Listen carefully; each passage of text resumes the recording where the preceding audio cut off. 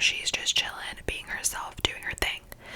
I do need to water her soon though, but she is popping out a new leaf, and we love to see that. Anyways, today I'm going to be reading you guys a little poem that I wrote at work. I feel like it's been a very meditative thing for me to do, is to sit down and just write during my night shift whenever I've got some downtime, and just kind of let messages channel through me and channel out of me. So that is what we're going to be doing today.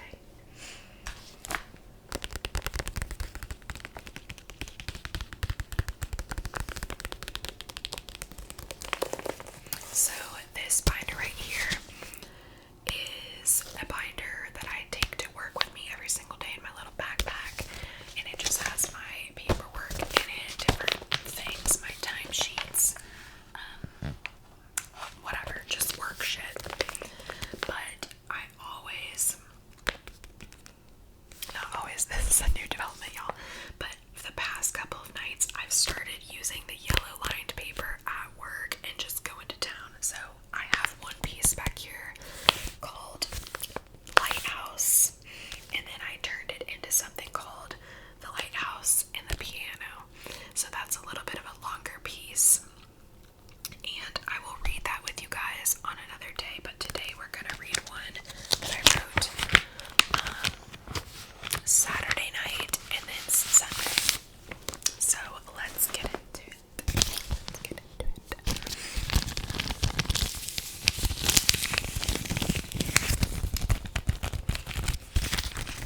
So this is called Park Bench, and the intention was kind of like I'm writing a letter to a park bench. I was driving by a park. There's parks around here. Very, very beautiful land, very beautiful little areas. Even apartments and shit will have a pond with a park bench. So I'm driving by and I just see one, and on this one day I'm like, wow, they just feel very inviting, very ready for you to enjoy and relax and take in the scenery. The park bench is a very important object, but we don't really think about park benches and the purpose that they serve and things like that. So I really wanted to communicate that idea through written word. So I did that same thing with the other poem type thing about a lighthouse and a piano, and it turned into this beautiful, beautiful piece of writing that I'm so proud of. So we'll start off with Park Bench, and I might make a separate video. We'll see. Let me make sure that these are in order because there's 3 different pages.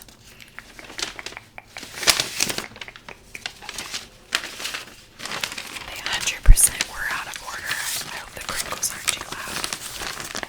Alright, I'm going to take a sip of water and then I'll get into reading. I know, literally 4 minutes into the video. It's fine, it's fine.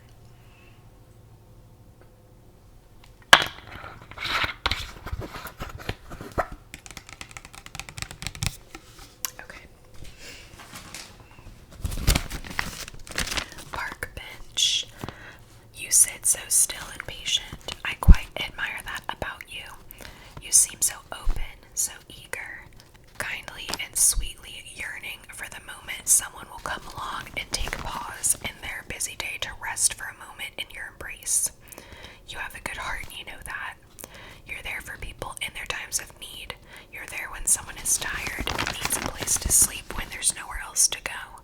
You're there when a mourning soul needs a moment to sit and catch their breath. You're there to witness and hold the tears of the lonely being who is trying. I started editing this today. Who is trying to keep it together. You're there for moments of sweetness and celebration too. When one soul meets another and the two begin a blossoming love. You are there when a squirrel needs a place to eat. You are there when the old man. You are there for the old man who lost his wife. You are there when a field full of children run about in celebration of a carefree existence. You are there for the person who is celebrating 7 years of sobriety. You bear witness to so much. Part of me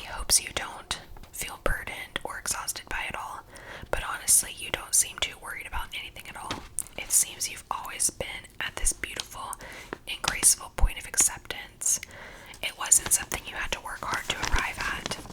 The way you so freely give yourself in the most natural way possible is something I'd like to learn from you. You don't beg for someone to come to you. You don't force anyone to ease and rid of your empty space. Your vessel holds such a content energy, it almost makes me wonder if it's my false perception of you, or if you truly do feel so peaceful and pleasant most of the time, no matter what is thrown your way, unknowingly, spontaneously, and against your will, because you don't have the option of saying no. You can't refuse, it just is. Are you okay with that? Have you come to terms with that? Or do you feel a sense of duty in this role? Maybe you feel honored. Honored you were chosen for the role of keeper. Keeper of moments, of secrets, of experiences that are fleeting, which make them all the more special. The fact that everything that will ever happen to us humans is a unique experience that will not repeat in the exact same way twice is miraculous in its own way. You even get to witness animals and their own set of miraculous behaviors. So maybe you do feel like a lucky witness. No matter what or why, I just want you to know I understand you and I feel you and I appreciate you for you. Just know how important you are, whether people recognize you or not, for what you do and for them. You serve a greater purpose than you may think. And oftentimes those who make the seemingly smallest difference are actually the ones making the biggest difference, even in the smallest of moments. Though people may never come around to recognize or admit to you how you've impacted them. But it's okay, I'm proud of you, and I see you. Love always, Madison. So that is a rough draft of that piece, but I did want to share that with you all now. I feel like I did post a rough draft of a different one on my Patreon, that lighthouse one, but something feels very like weird sharing something that isn't like complete or edited or like good. But that's kind of like the creative process. So I'm gonna make a video soon sharing just the one about the lighthouse because I think it deserves its own moment. It's typed up though. I'm just wondering if I should read it on here. Okay, The Lighthouse and the Piano. A short reflection about finding purpose and letting go of putting pressure on yourself. So this is the good one. I probably should have read this first. And I may even refilm this video, we'll see. Okay. I feel like there's this blurry expectation to be a lighthouse. For others, for myself, I'm not quite sure. But what I can say is that the lighthouse must feel the pressure too. To exist for one sole purpose, to function.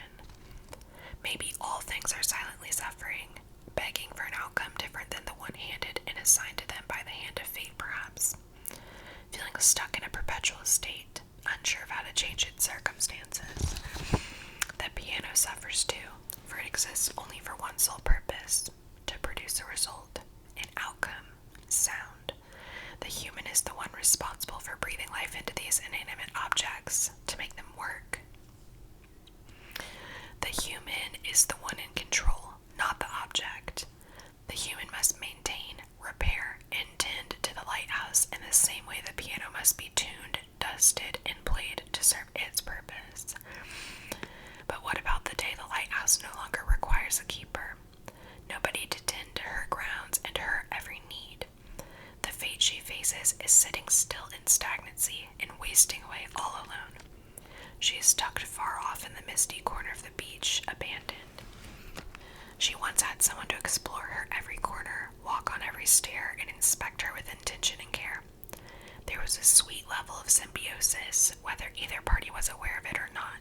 The keeper kept, and the lighthouse lit. Yes, she guided sailors at sea, but she herself was not even aware of her purpose. She simply existed. If anything, she was manipulated by man to serve her purpose. She was constructed to function for the benefit of man.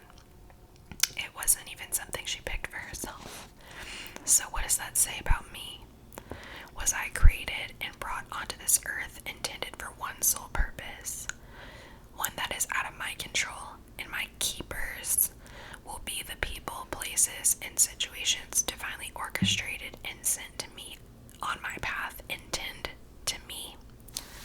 conversations, observations, connections, and lessons meant to advance me and make me better fit to fulfill my purpose? Or do I have more autonomy and say over my own life than that? Am I destined to exist simply to serve a preordained purpose? One primary one.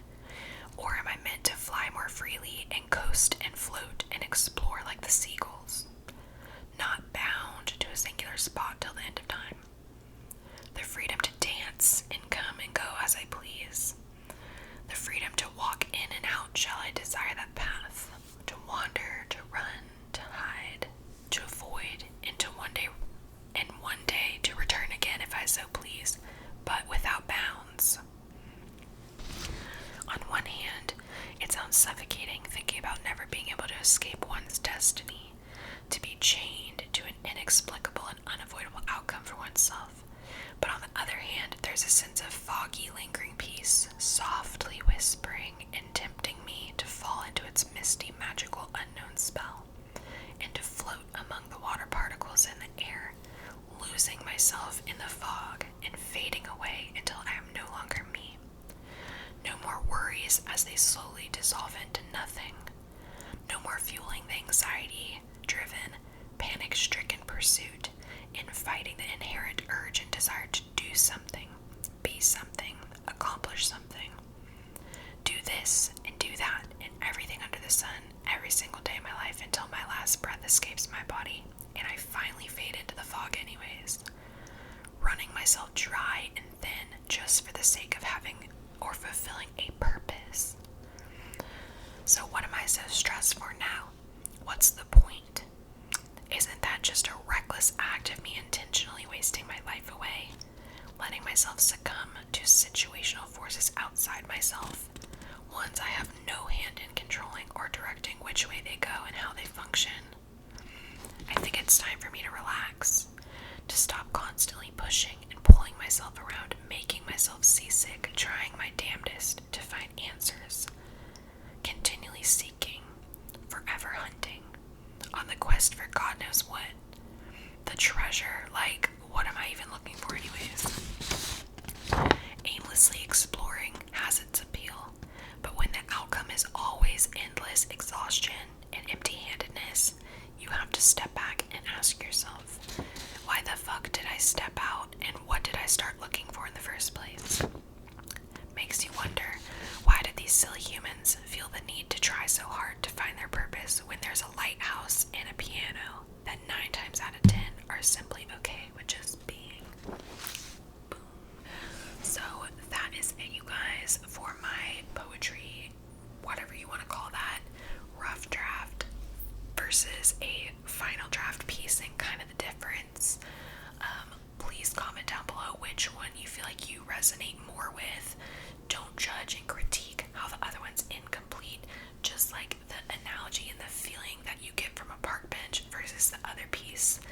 Did you guys connect with like the archetypes of those things? Did